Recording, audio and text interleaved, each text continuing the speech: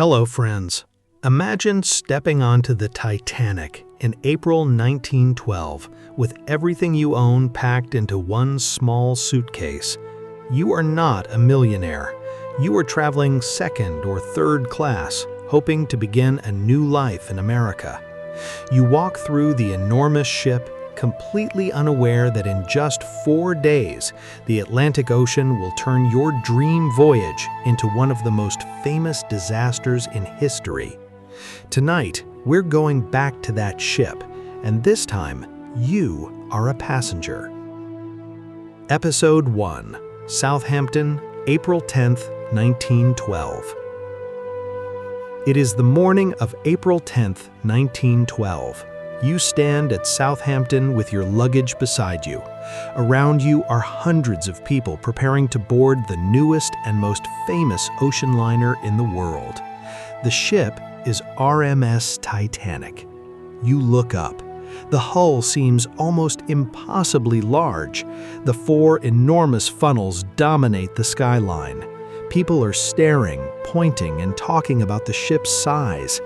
But you are not entering through the luxurious world reserved for first class. You are traveling second or third class. For many third-class passengers, this journey is not simply a vacation. It is a journey toward a new life in America. America is waiting. Some passengers are traveling to reunite with relatives. Others are hoping to find work. Families have packed their belongings because they believe the future across the Atlantic may be better than the one they are leaving behind. You pass through the boarding process and finally step aboard. For a moment, everything feels exciting. You hear footsteps, doors closing, voices from different languages, crew members moving luggage and directing passengers. Then, the ship's enormous machinery comes alive. The Titanic begins to move. Southampton slowly disappears behind you. You are now sailing toward Cherbourg, then Queenstown, and finally, New York. You have absolutely no idea that you will never see Southampton again. Now you need to find your cabin. And this is where the difference between the classes becomes obvious. If you are traveling second class, your accommodation is surprisingly comfortable for 1912. Titanic's second-class cabins were located mainly on D, E, F, and G decks. Most rooms accommodated 2 or 4 passengers. The rooms were furnished with beds, furniture, and linoleum flooring. You close the door. Compared with many other ships of the era, it feels remarkably respectable. But if you are third class, your experience is different. Your cabin may contain 2, 4, 6, 8, or even 10 passengers. Some third-class passengers were accommodated in open berths rather than private rooms. Yet, there is an important detail often forgotten today. Titanic's third-class accommodation was considered unusually advanced for its time. The ship's designers described the rooms as spacious, well-ventilated, and substantially more comfortable than steerage accommodation on many earlier ships. So you are not sleeping on the floor of some dark wooden compartment. You have a real bed. You have a room. You have electric lighting. But the location matters. Your accommodation is generally farther from the upper decks and lifeboats, and that difference will become terribly important later. For now, however, you unpack your suitcase. You have no reason to be afraid. You simply think, tomorrow I'll be closer to America. After settling into your cabin, you become hungry. You follow the signs toward the third-class dining area. The room surprises you. The third-class dining saloon was located on F deck and could seat approximately 473 passengers. It was a large room extending across the width of the ship with its own galley and pantry nearby. You sit down. Around you are families, immigrants, workers, children, and travelers from different parts of Europe. There is conversation everywhere. Some people are excited about America. Others are nervous. Some are already talking about relatives waiting for them in New York. You look at your meal. This isn't the luxurious first-class dining experience you've heard about, but it is still far better than the image many modern people have of steerage. Titanic was designed with separate kitchens and food service areas for the different passenger classes. The third-class galley was equipped with its own pantry and even a bakery. If you are second class, your experience is considerably more elaborate. Your dining saloon can seat roughly 394 people and is decorated with oak paneling. It is positioned close to the main kitchens, allowing meals to be served efficiently. As you eat, the ship continues west. Outside the windows, the Atlantic stretches endlessly towards the horizon. You have no idea that this ordinary meal will soon become part of history. Life below the luxury decks. During the next 2 days, you begin exploring. If you're second class, you discover something remarkable. You have your own library. You have a smoking room. You have a large dining saloon. And you have access to deck space where you can walk and enjoy the ocean air. The second-class library was decorated in a colonial Adams style, with wood paneling, furniture, large windows, and a bookcase. The second-class smoking room was located on B deck. For a middle-class traveler in 1912, this is extraordinary. You may not have the swimming pool, turfish baths, or grand suites of first class, but you are not living like a poor traveler either. Now imagine third class. Your world is simpler.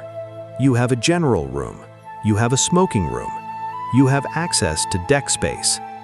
The third-class general room was a furnished public space, while the smoking room was located nearby. You walk through the corridors. Everywhere you see people. Children are playing, families are talking, some passengers are writing letters, others are simply watching the sea. And slowly, the excitement of the journey begins to feel normal. The Titanic is no longer just a famous ship. For you, it is becoming home, at least for a few days. The world above you. At some point, curiosity makes you wonder, what is first class really like?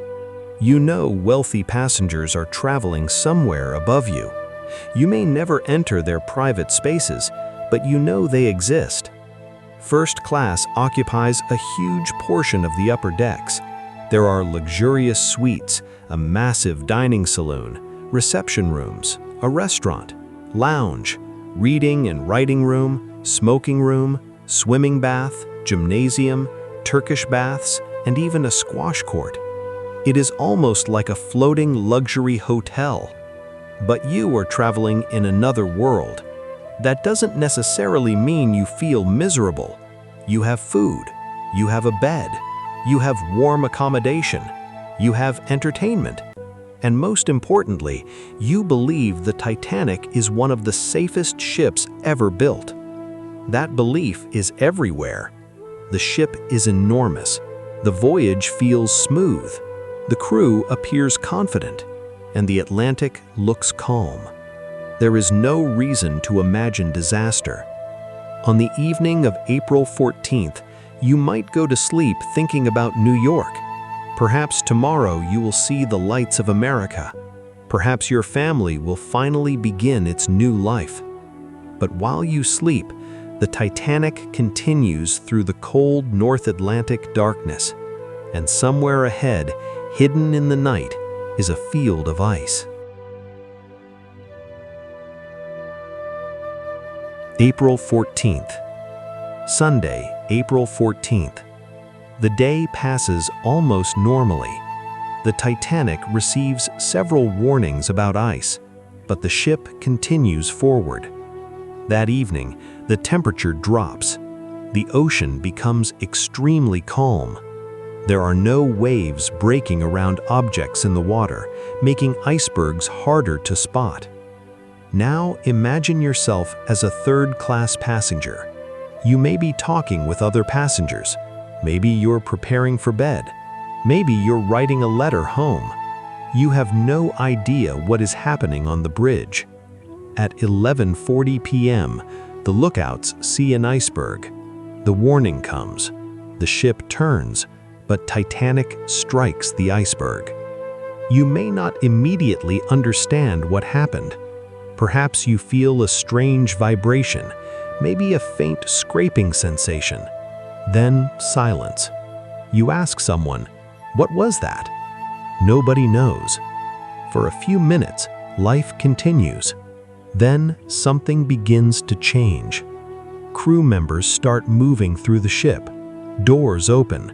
People begin asking questions. And eventually, the terrible truth starts spreading.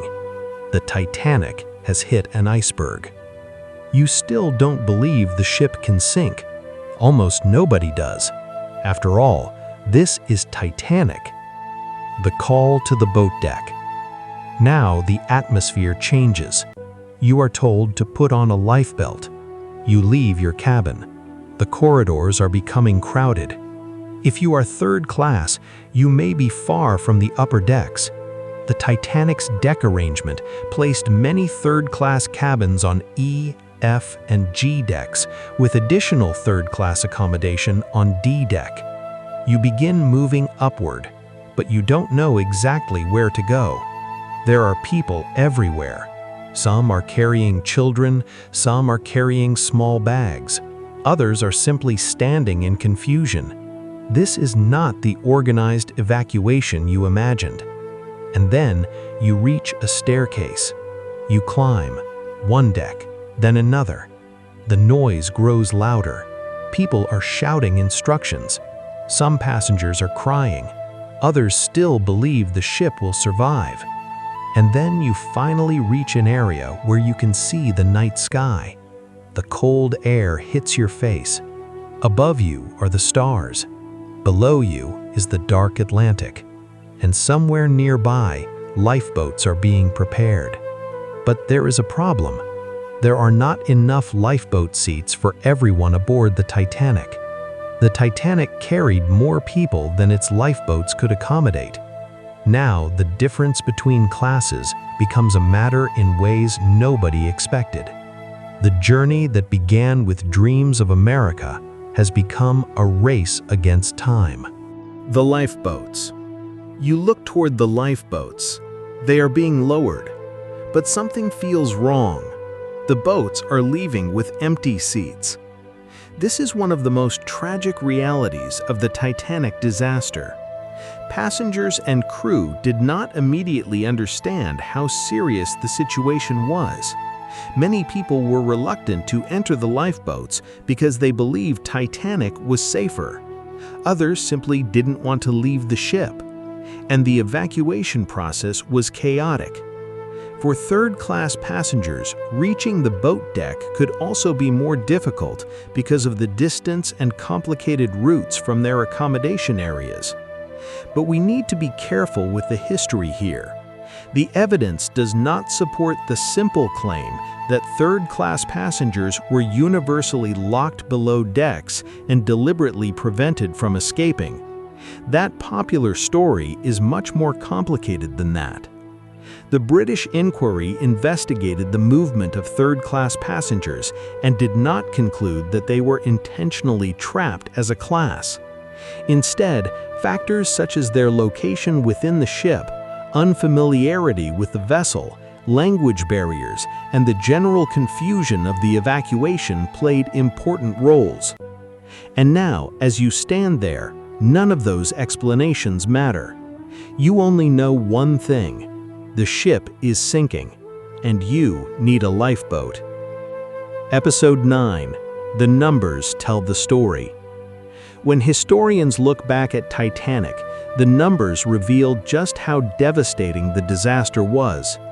According to the U.S. Senate investigation, 285 second-class passengers sailed on Titanic. Of those, 118 survived, according to the inquiry's Passenger Survivor Memorandum. Third class suffered even heavier. The U.S. Senate report recorded 710 third-class passengers. Only 174 survived. That means 536 third-class passengers were lost.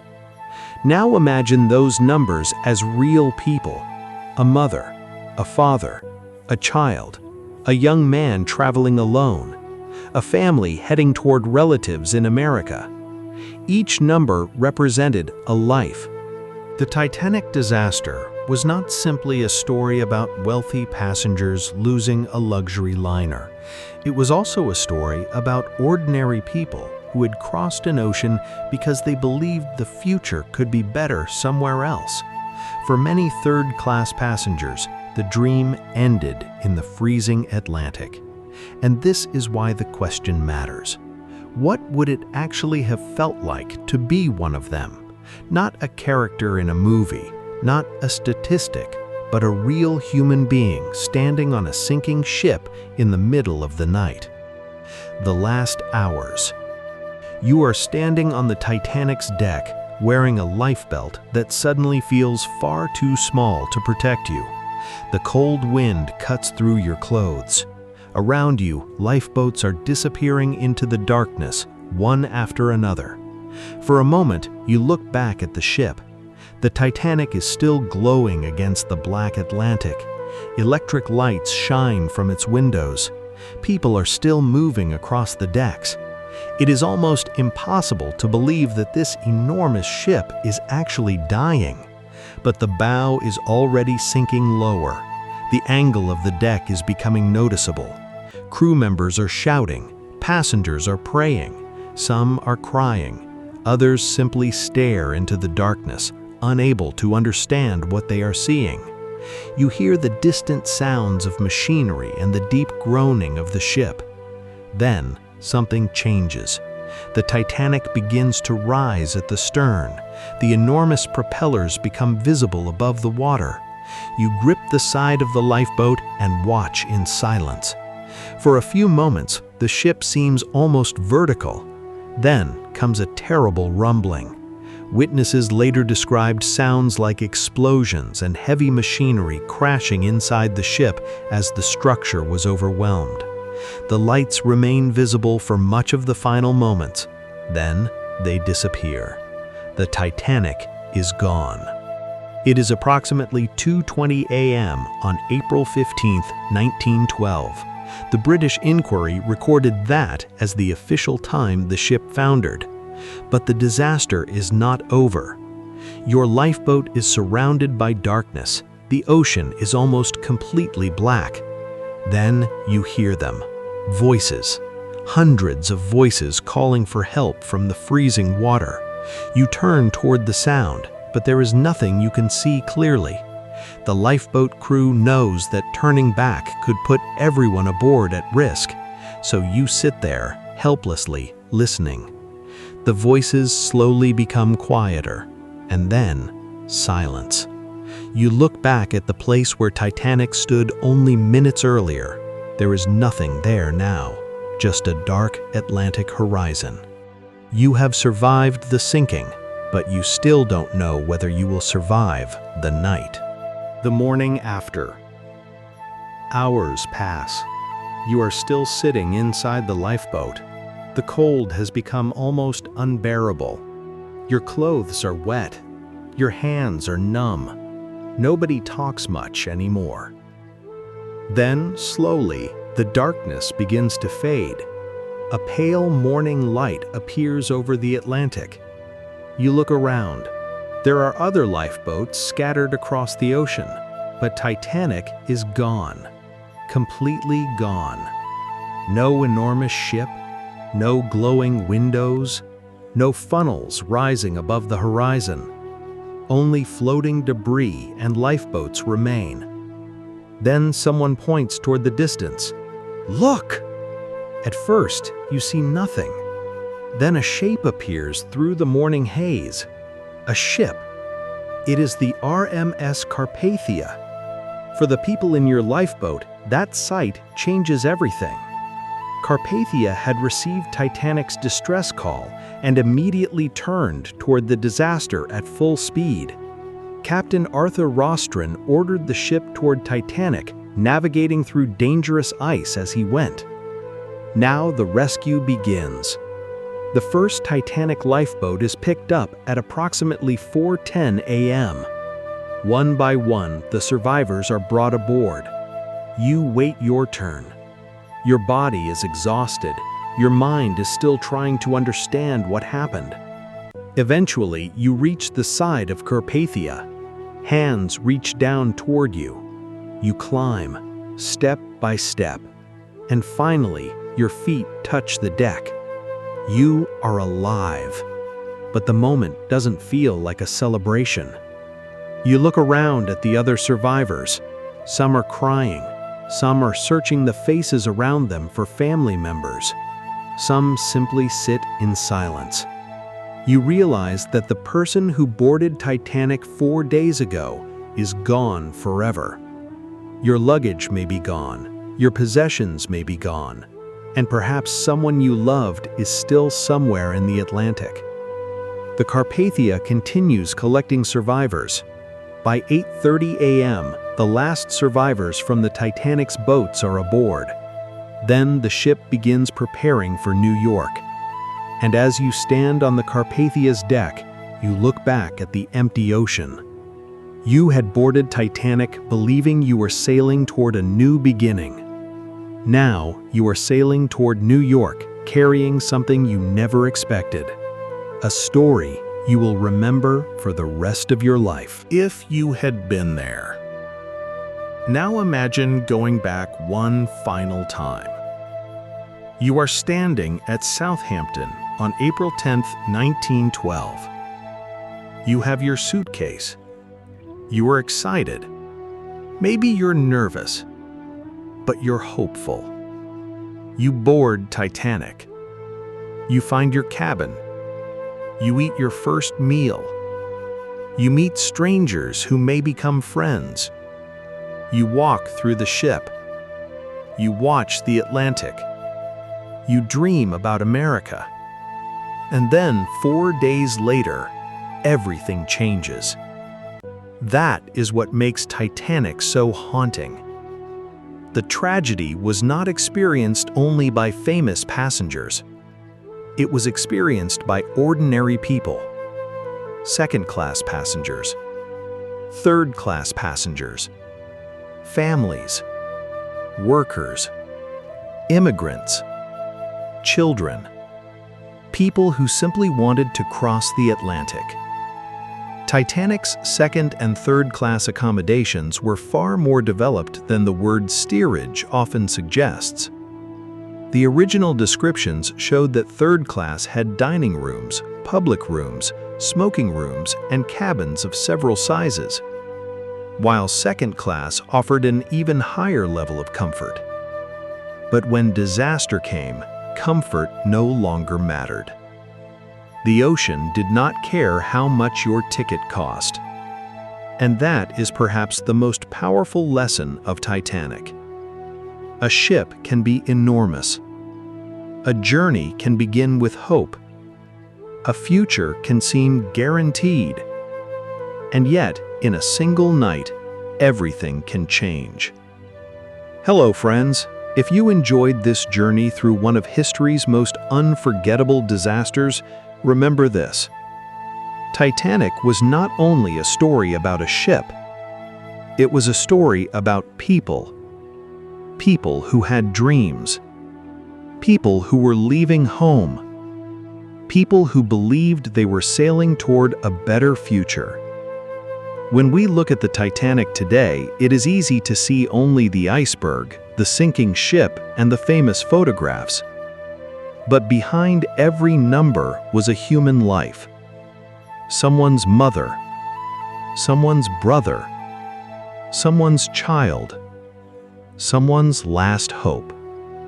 So the next time you hear the name Titanic, don't just imagine the enormous ship disappearing beneath the Atlantic. Imagine yourself standing on that deck in April 1912 with a suitcase in your hand. The lights of the ship around you. America somewhere beyond the horizon. And absolutely no idea what is waiting for you in the darkness. Thanks for watching, friends. And if you want more true historical stories told like you're actually there, subscribe and join us for the next journey into the past.